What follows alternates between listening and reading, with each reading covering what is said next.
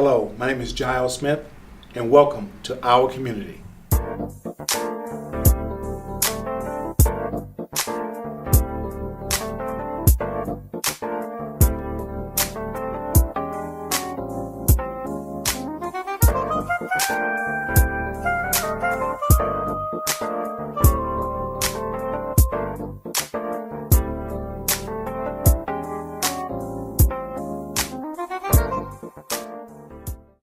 From time to time here on our community, we highlight special people. And today we're going to highlight somebody who talks to people about people with special needs, caregivers of special needs people. Today, we're going to talk to Jan Vitro, a community activist for special needs. Hello, Jan. Hi, how are you? Got a few questions for you if you don't mind. Sure. You've got into this line of work or recruiting people to disseminate information because you have a special needs child. Could you tell me more how you get involved? Yeah, when I have two sons, 18 and 14.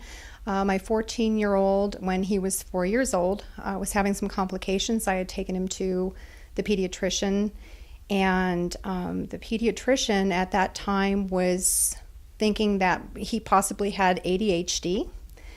And in our talks, we sat down and we chatted about it a little bit and further went into the fact that he had some other little quirks going on. So we did some additional testing and stuff and to find out that my son actually had autism. I knew absolutely nothing about autism. I didn't know if it was something that was, going to be a lifelong condition. I knew absolutely nothing about it. So that's when my journey started with a lot of the special needs things that are going on, in our community. My son, at that time when he was 4, they had told me, I asked, what do I need to do for him? And the doctor at that time said, well, why don't you just go to your school district and ask them what you need to do? Well, I found out through years of mistakes that the school district was just as dumbfounded as I was about his condition and what to do for him. So I went through a lot of mistakes, and it cost him a lot of time with his education. And so then I started self-educating myself about the process on what to do for my child. So I started attending thousands of hours of trainings and educating myself. And things started going a little bit smoother when I started realizing what I needed to do for him and started actually educating the other professionals in the districts on how they might be able to help him. Oh, okay, that's great. You did tell me a story about some challenges that parents have as well when they have special needs children, and they're trying to, get this child through the education system and some of the other hurdles or roadblocks that occur. Could you elaborate on that a little bit? There's a lot of challenges. We've been in the system now, in the educational system, for the past 10 years. I would say probably within the last 5 years, there has been more recognition of special needs, and especially with autism because it's so prevalent right now. The districts are becoming more educated. They're going to more seminars. The teachers are getting trained. The problem was, and still is that when you go into a school, they're not equipped for your special needs child. They usually go according to your, what they call a typically developing situation, like maybe you and I grew up with, your typical classroom setting. There's a lot of things that have to happen for a special needs child in order for them to be able to succeed. They need to have accommodations, maybe modifications made to their work. They're very capable of learning. It's just that they learn a little bit differently. And unless those things are recognized and assessed properly, the child's going to fail. That's the stresses. Those occur on a daily basis. I knew that for myself, it was very challenging, not only in the fact that I knew nothing about this diagnosis, that I had to teach myself about it. There wasn't anybody there to basically tell me what I needed to do, where to go. There was no manual on how to be able to help this or to fix it. So there was thousands of hours, again, that were involved in trying to educate myself on it, trying to keep a family going. The family dynamics with a lot of the parents and caregivers that I've worked with, there's major stresses In the immediate family, between the parents, there's the father who always wants to be able to fix things, and he's not really sure how to be able to fix things. Financially, there's a burden on the family as well, because normally one of the parents needs to be able to stop working, or at least to try to find part-time work around what they need to do for that child. If there's siblings involved, siblings feel neglected, they feel frustrated. Then they start feeling angry towards their parents that they don't get any time and attention, because everything has to go towards that one child or adult with special needs, because there's a lack of services and supports. But the only thing is that there are services and supports out there, but you have to be able to find them. And again, that's very time consuming, and it takes that time away from the family. Well, that's what part that amazes me about you. When I sat down and talked to you, and we started communicating, and we started communicating because there was an outstanding program by Victor Valley Sheriff Department called Shop with a Cop, and they asked me to reach out to other people in the community to find needy families here around Christmas time. And I reached out to you, and you had a plethora of people that out there, over 300, I understand, correct? Correct. That you deal with. Tell me the scope in which you reach out, because you do this for free. This is your, not a job. This is something you do out of the goodness of your heart, Right. correct? This is I do a lot of volunteer work.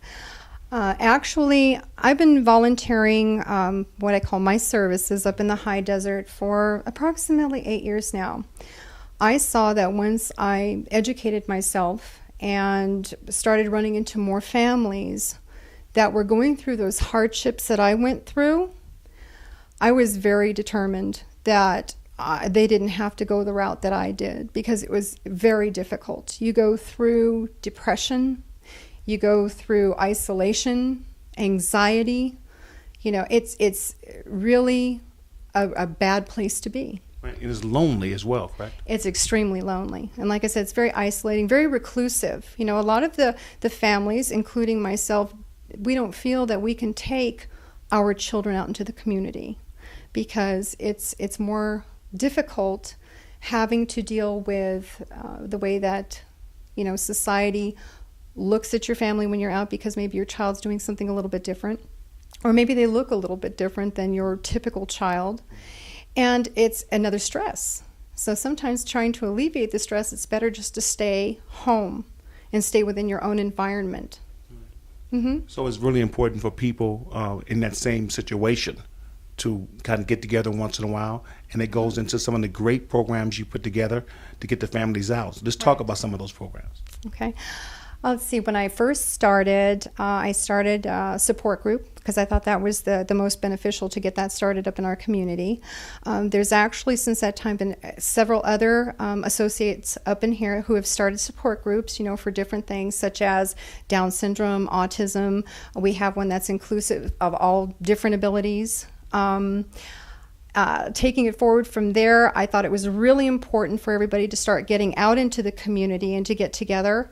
So I would go and collaborate with a lot of the professionals and vendors out in the community and let them know that what I was planning on doing. And I started, one of our adventures was a free spa day. I've done that twice up here with the Victor Valley Beauty College, where all the services were free for a day, to be able to have anybody who has a different ability or their caregivers come up and get free services for the day. We just held one of those about a month and a half ago, and there was over 75 people that showed up for that. So, and it's really great because I go out and I collaborate a lot and let people know what I'm doing. I have people from the local newspaper, from the local radio stations that are excellent about getting the word out about what I'm doing for our population. I have 24/7, hotline for parents that can call me anytime. I sleep with my cell phone because I know what it's like when you're in a crisis situation and you have nobody to talk to or to turn to. I have an email listing where I have right now over 300 families, as well as professionals and other affiliates that get the word out with regards to resourcing and information for the families That I'm very adamant about that because we do live in a very low income area in the San Bernardino and Riverside County. So I find all the resources that families might need to have to make their lives a little bit simpler, such as, food banks, clothing, assistance with utilities, if they need help in their schools, if some things may not be going right in the schools where their children need to have some additional supports. If the schools need support, I work with the schools as well to see if I can find free supports because there are a lot of budget cuts within the schools, and so we have to be able to work with them as well and collaborate with them as well. It's all about the child and or the adult who has that special need and how to be able to better serve them. Did you give some love to the movie theaters that the families went out? I saw some great pictures about that as well. Yes, I started the family film festival up in here for the special needs families. And that came about actually because the Autism Society had reached out first with sensory-friendly films to the AMC theaters. Well, up in our high desert area, we don't have an AMC theater, and so it's really difficult for a lot of our population to be able to sit still, during one of the movies. And even some of your typical children have trouble sitting still. And so to try to get my son used to the movie theater, I would have to drive him approximately 45 minutes to the theater when they were having a showing once a month to try to get him used to a movie theater. It's a little bit different than your typical child. Our children need to learn how to be able to do things that some kids, it just comes, naturally. So it took several attempts to get my child into the movie theater, much less sitting down and watching a movie. So I thought, we really need to get started with something like that up in our high desert area. And so I had approached the Cinemark theaters, and it took me almost a year to convince them that we needed to start doing some showings up here for the special needs population. The showings aren't much different than your regular showing. We just do things such as the lights are brought up in the theater, so it's not so dark in there. The volume's brought down because a lot of them have sensory and hearing issues. They have very delicate hearing. And some of them are on special diets. They can't eat your typical concession stand stuff. And so the families are more than welcome to bring their own food. The children can get up, they can sing, they can dance. There's actually no rules. When it comes to that, you don't have to worry about being quiet in one of our showings. Exactly. And so actually, again, this is something where I wanted to get it started, but I wanted it to be a family film where everybody could come to, because it's really important for me to integrate our population in the general public. Right. And so I made the films a lot of fun. I got a lot of volunteers. I went out to the community again, got actors to dress up, as the characters. I have a professional photographer. We took pictures. A lot of these families were in tears. My first showing, there was over 300 people that showed up. And this is the first time that some of these families had ever gotten out as a family. They were so appreciative, and I had lots of giveaways. I love going out into the community and asking for free things, and they're more than happy when they find out what you're doing. So I have lots of free things and goodies and giveaways, and I even went to the production companies and let them know what I was doing, and they got on the bandwagon as well, and they started sending things over to the theater once a month when their film was going to be showing, to be able to have giveaways for everyone. Well, speaking of that, how can people get a hold of you? Well, right now, let me tell you, I have some things in the works. I have a vision of opening a family resource center, and until it comes to fruition right now, I actually have an email address as well as a Facebook page that I'm just starting. The name of my resource network is the Gates Resource Network. You can find it on Facebook. And GATES actually stands for Gaining Access to Training, Education, and Support. And it's going to be specifically designed for our high desert residents. Because our high desert alone, just up in the high desert, we service over 20,000 square miles. And within that 20,000 square miles, I would say approximately right now, and this is just the school-age children statistics on there, we service over 14,500 children that have a diagnosis. and that's a lot of kids. You know, the CYP is designed to help educate, inform, and inspire the community. And you are one of the true people who inspire us in our community. I want to thank you very much. Well, thank you. As a founder of the Community Youth Athletic and Academic Program, the CYP, we learned quickly in 2004 that our community has some challenges. We wanted to address more concerns of the at-risk community as well as just the people. So we wanted to focus on three major things. We wanted to create a show called Our Community that was focused on education, informing our community, and inspiring our community. Thanks for being a part. We're here with Beth Burt. She's the president of the Autism Society Inland Empire. Did I get that last part correct? You sure did. I was thinking she's an author. She's also a mom of a special needs child with autism, correct? That is correct. Let's talk about that a little bit. Exactly what is autism first? Autism is a neurological disorder. It's a brain disorder, and it affects three main symptoms. It affects your communication, your ability to socialize, and it causes children or adults to have unusual or repetitious behavior. These are the kids that you'll see lining up cars or playing with wheels. Maybe they like vacuum cleaners type things. Another area that isn't in the diagnostic criteria but frequently happens with our kids is that they have unusual sensory issues. So they perceive the world differently through their sight, their smell, their sounds, their taste even. They don't perceive the environment the same way we do. So what are some of the other symptoms that a child has, if you can try to deduce if your child has autism? Some of the things that we tell parents to watch for is, first of all, a delay of language. So if your child's not responding to their name by 12 months, doesn't have a lot of words, you'll also see a lot of unusual behavior, the flapping behavior.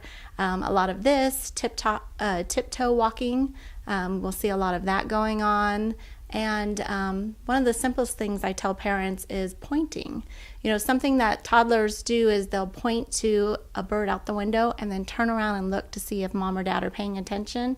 Usually kids with autism don't turn around. They may be interested in the bird, but they don't care that you're not watching the bird. So those are some of the symptoms and signs that we kind of tell parents to watch out for. It's enlightening. You talked a little bit before off camera about a bill that you and a group of parents helped push through the state. Yes, we were really excited to be part of the Alliance of California Autism Organization. And the Autism Society Inland Empire was one of the organizations here in California that worked with our senators and our assemblymen to get this bill passed. And as of July 1st, it allows families that have health insurance that are governed here in California to provide services. ABA services, which are behavioral services, speech services, physical therapy services, and occupational services for our children and adults. There's no age limit.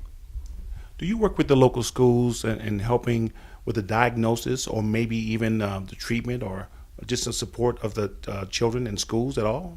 Not so much the schools. We have a lot of professionals that we work with. We do a lot of education and information. We just had a huge workshop where we brought in speakers from out of state to talk about iPads and using iPads as a communication device. And we probably had over 100 professionals attend that.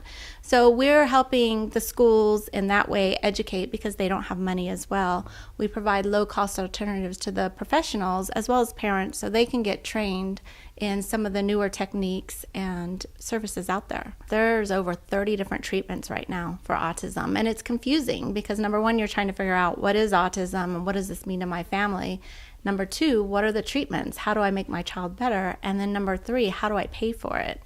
The most common treatments right now that we call the gold standards, the ones that have had the scientific proof, are ABA, which is the behavior therapy, speech therapy, occupational therapy, physical therapy, but there's a number of other therapies out there depending on what the signs and symptoms are for the parents and depending how they want to pay for it. Some of it's not covered by schools or insurance or our local regional center. Tell us more about this Asperger's syndrome. Some changes coming down the pipe? It is. We've got the Diagnostic Statistic Manual of DSM-5, which is going to be released next year. And right now it's proposed that they're going to be removing Asperger's from that. It's going to be autism spectrum disorder. So there's no more PDD-NOS, there's no more Asperger's. Everything's going to be lumped together with autism spectrum disorder. And it's pretty controversial right now. Is that a negative because you're putting every child along the spectrum in the same category? I understand the diagnosis is, from one end, maybe light symptoms to some heavier symptoms. Is that the challenge? That's one of the challenges. One of the challenges as our population is growing older, they're trying to figure out, what does autism mean to me? How does that affect me when I go out and get a job? Is this something I should be ashamed of? Something I should disclose? And lumping it all together, it confuses them. How am I the same as that person over there, or how am I different? The other thing we're really concerned about is the services. The rumor has it there's going to be different tiers, and because of, again, our budget system, unfortunately, we may only have people with level 1 or level 2 get services and not people with level 3. And how is that going to impact our families? So how can we find out more about you and your program? Could you tell us more about that? Sure. We have a website. It's www.ieautism.org, IE Inland Empire Autism, or you can call us at 951-220-6922, and we have a Facebook page as well, Autism Society Inland Empire. We are always happy to answer questions and start a dialogue on that as well. I want to thank you very much for coming today on Our Community. Thank you for having me. And now, a look into our next episode as Giles talks with Pastor Billy Mack about the effects of incarceration on the family in our community. What a great program. I think you've been involved with the Victory Outreach for over 8 years. They specialize in what the world doesn't want to deal with. Gang members, heroin addicts, homeless, prostitutes.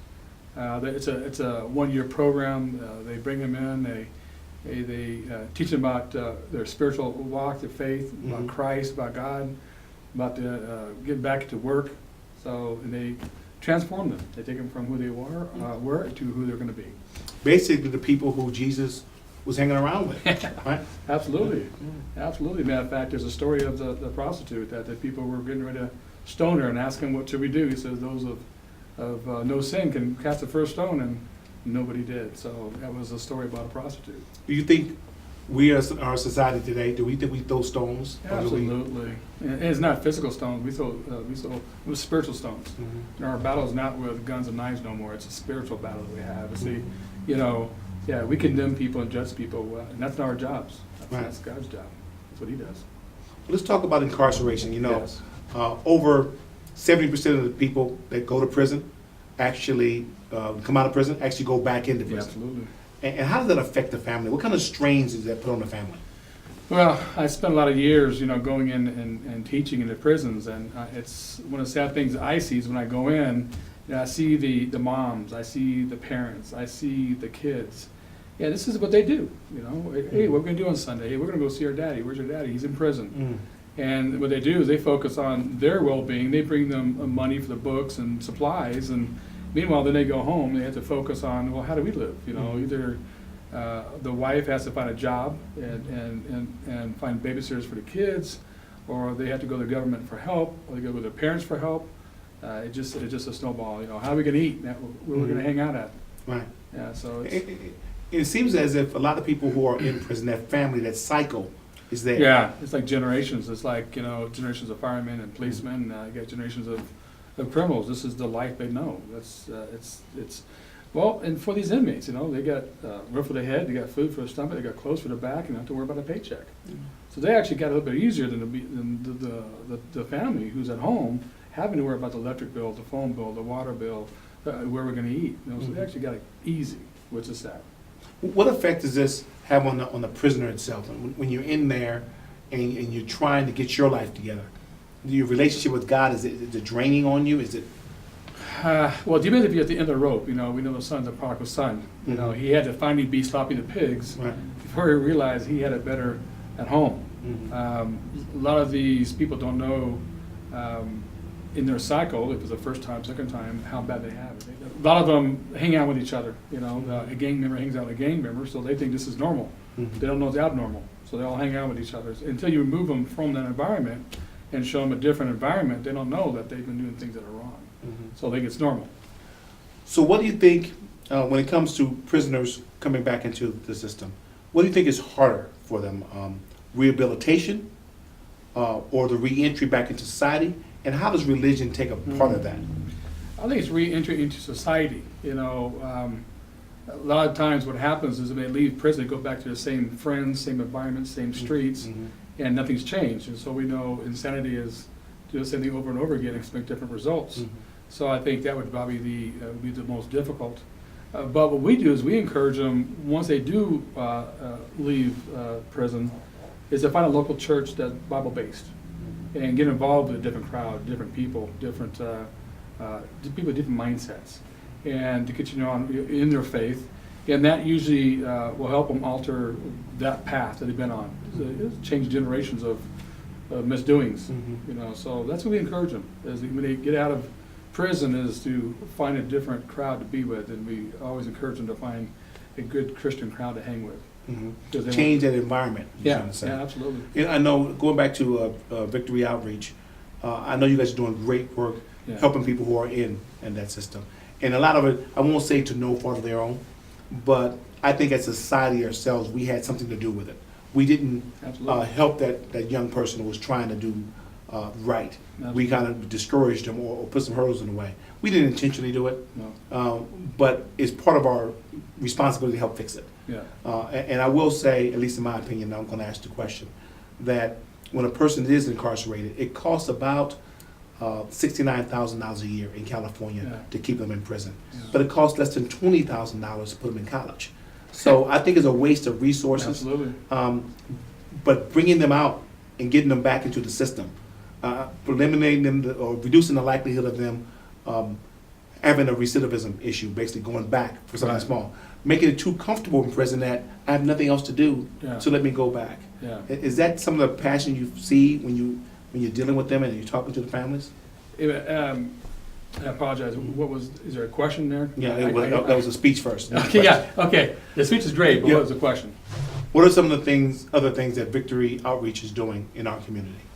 Well, what they're doing with the people that they bring into their facilities is they first are focused on getting their GED. That's education. Just to get their GED is huge. So they bring some volunteers from outside from the schools to come out and work with that. They teach them work ethics and habits. Where a job is important, and how you conduct yourself and how you carry yourself and how you talk to people. Obviously, they focus on their faith, again, spiritually sound, code of conduct. How to bring back integrity. Because a lot of these people never had integrity. They didn't have. They've been lying and cheating and stealing, and so they think it's gone. Well, here they have a chance to start over again, a brand new life, with integrity, with honor, and that's what they're working with. Some of the key tools that need to be successful. Absolutely. They're providing those tools. Absolutely. And as I said, and then they work with the individuals that the society does not want to work with. Yes. Who wants to work with a full-blown gang member because we're scared because we don't trust them no more? Right. Who wants to work with a prostitute who's, giving their lives up, and nobody wants to work with those people. Don't know how to work with those people. Right. But here you got an organization that knows how to work with these people and have a great success rating. So to your point was, using the funds in a better means, I think it'd be absolutely a good idea. We talk about incarceration a lot, but how does incarceration really affect the family, the grandchildren? How does it affect the child, the mother, the father, the uncles, aunts? How does it affect? What it is, it's a blemish, it's a scar. Especially it depends on the crime itself, but they've been judged, they've been condemned, and now they have a record. So my daddy has a record or has this, and that's just a stigma that they have to walk with and live with. They don't know that it can go away, through Christ and forgiveness and repentance.